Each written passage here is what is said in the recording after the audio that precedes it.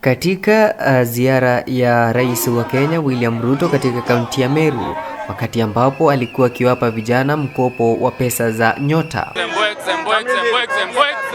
alikuwa na haya ya kuambia wakazi wa Meru.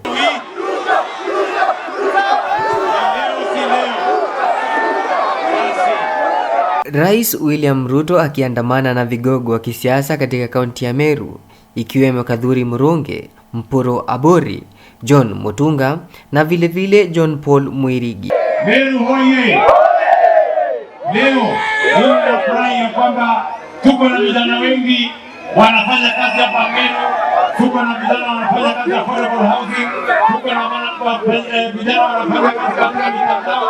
Tuko na vijana wanaofanya kazi katika masoko, katika ile program yetu ya hostels, na tunasonga mbele kama wananchi wa Kenya. Meru hoye! Tunasema tuendelee.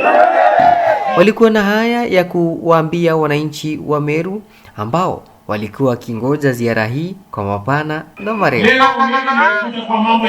Seneta wa kaunti ya Meru Kadhuri Murungi aliomba barabara ya kutoka Meru mpaka Gitoro iweze kuboreshwa na kuwa ni njia ya pande mbili.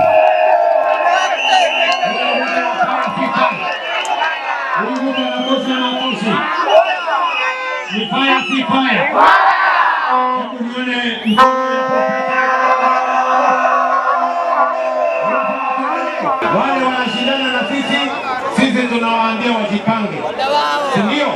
Waache fitina, watafute sera, tuende kwa kiwanja tukutane na wao. Wananchi hao wako na akili, nani yako na mpango ya kupeleka taifa letu mbele? Vile naibu rais wake William Ruto ambaye ni Kindiki, Profesa Kindiki vile alikuwemo katika msafara huu wa bwana rais. Akimsifia bwana rais, gavana wa Meru Mutuma Ntwethingia vile aliwasuta vikali wale ambao ni wapinzani wa William Ruto. Barabara, masoko, affordable housing, hospitali, Nithi Bridge, mambo mengi yote hiyo. Mambo mawili tu yamebaki wa excellency. Hata settlement iko hapa, hiyo yote unafanya. Wizi wa ng'ombe. Mera jaba.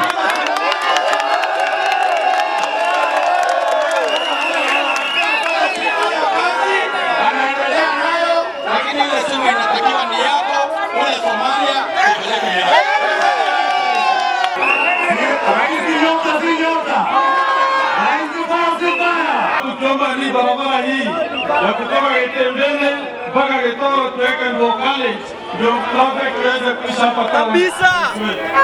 Ziara hii ni ziara ambayo William Ruto amekuwa akipatiana fedha za mkopo wa Nyota.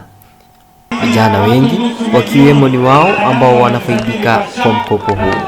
Nyota ni miongoni mwa mikopo ya serikali ikiwemo Hustler Fund na Women Fund.